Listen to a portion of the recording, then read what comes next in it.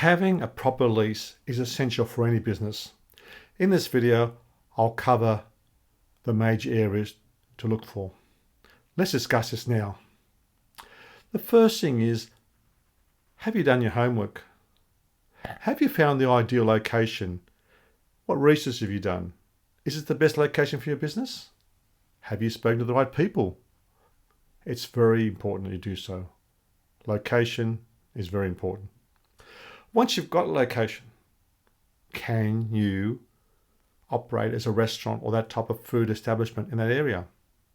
Is there approval for it? Is it zoned for it? Is it allowed? Is it consistent with what you want? Term of the lease. I found that most businesses, restaurant business for certain anyway, and cafe restaurants, they last for about 2-3 years at one location.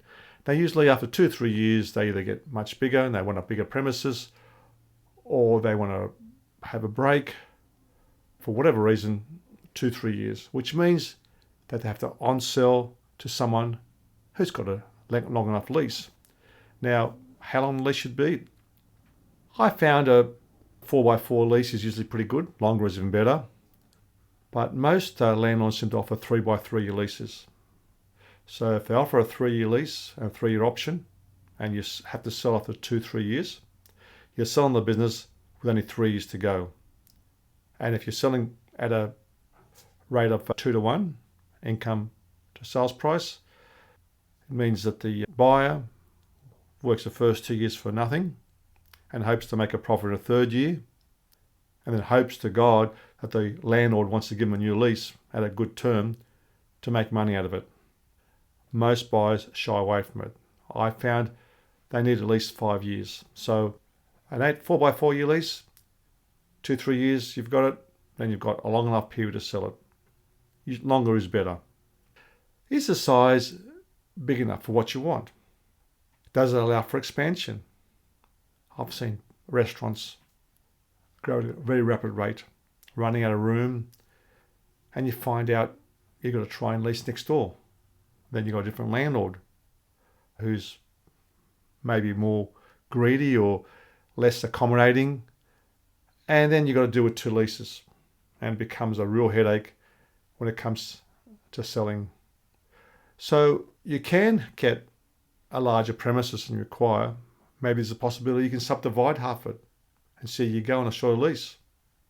Look at your options, because you may need to expand in the future. Hopefully you do, you become successful, or you may need to shrink. You may not be as much business as you thought it was, or you might want to vacate altogether. Other things, services like grease traps and exhaust fans. Is it easy to do in the premises? Do you have to go through 20 stories to install an exhaust fan? Can you install a grease trap? Is there car parks and whatever downstairs where you can't get to an area to put a grease trap? It could cost a lot more money than you think. So if you need a grease trap and exhaust fan, which most restaurants do, make sure you have a good look at, or get someone to have a look at, to make sure it's not going to be a big problem. And you're allowed to do it by, if you've got a strata situation, whether the body corporate allows you to do it, etc. What's the general condition of the premises? Does it need any maintenance? Is there repairs to be done? The windows look like they're going to fall apart. Maybe some roof damage, water leaking, or the floor covering is proper. You can't just assume they're going to be fixed. You're probably a situation where the landlord goes, okay, we'll fix it up down the track, or straight away. The months go on. The landlord takes their time.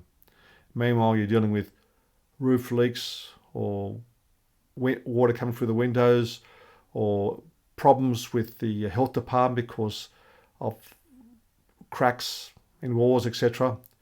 So have a good look at the premises, and if there are these problems, make sure they're rectified straight away, and there's a written guarantee they will be done in a certain period of time.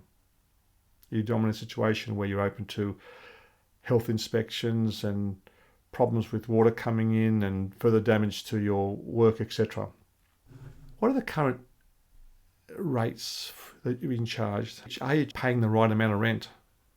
Have you gone around to check what's the going rate is in the area? Have you got someone working for you who can do the research for you and with you to make sure you're not paying over the odds? Because you've got a restaurant, some landlords assume that restaurants make a lot of money, or some do, but a lot don't. So how does it compare with a similar size property, which may be another use, a hairdresser or a furniture store or a clothing store, etc.? Make sure you're paying a fair market rental. Are there any unreasonable terms in the lease, such as restrictions on products, relocation clauses, demolition clauses? A lot of lawyers seem to throw these terms in for their landlord, thinking that to cover themselves. And that's their job, to cover the landlord's interests. But with demolition clause, you may take up a 5-year lease, thinking that you're going to be there for 10 years, and find out that the property is going to be developed next year or two. You've got no lease. You walk away, you spent all this money, and it could be very expensive. So check them out. There are a few things you can look for to find out what the landlord's intentions are. And I'll cover this in future videos, but little hints. What does the place look like? Is there new developments going on next door? Is the place run down? Is it the odd one amongst the rest of the buildings in the street? Does it look like the obvious next choice of being developed? For example, is it a 2-story building? And next door, on both sides, similar sized blocks of land, then new developments, 6-story developments. There's a good chance that that may be down the track, especially if it's run down and the landlord is reluctant to spend their money. Not always the case, but it's a good hint. But if you see that situation, I'll investigate further. There could be a chance that this landlord has got a development approval in council for a new development. Are there any proposed local government development control plans which may affect your business in the future? That could be either positive or negative. They may decide to rezone it. If it's rezoned, for example, like 2 levels at the moment, they might increase the height limit, which makes the property very lucrative as a development as well. Maybe there's other things in the area be changed. Go to council, check them out, check the local government sites, check the state government sites. Are there any major government infrastructure proposals, such as a new highway or diversion? You may have a property, restaurant in a major road, plenty of passing traffic. All of a sudden there's plans to have a diversion. Could become a ghost town. How will it affect your business? Is the landlord giving you any incentives, such as rent-free periods, a landlord contribution for your renovations? Is the lease going to market value at option? A situation where some leases go to market value. Now, that could work both ways. You may have small increases in the first period of rent, then you find it goes to market value, and clearly it's obvious that the market rate is going to go much higher, or you're getting a cheap rent to start off with, so there's going to be a good chance of increasing. You could be for a big increase in rent. Can you afford it? Is it reasonable? Then again, the laws, depending what country and state you're in, could work the other way too for the landlord. If you can prove the rents actually went down, you could be paying less rent. Are there any local council changes likely to affect your business? Is there restrictions on outside seating, building works, etc.?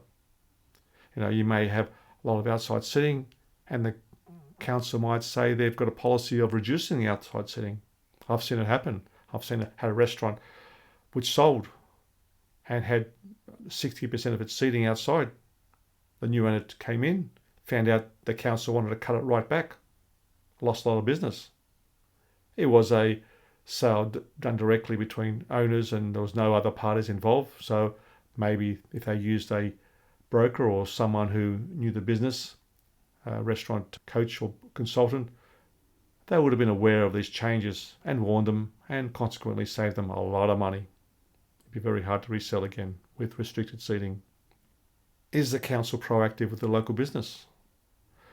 Does the council have any plans to change the streetscape, maybe size of the footpaths, make it new garden areas or something, more lighting or something to enhance the area? Are there any plans for it? Check with the council. Maybe there are plans. What policy does the council have with dining areas or issues? Are they pro-business or they don't care? And what it is? Check it out.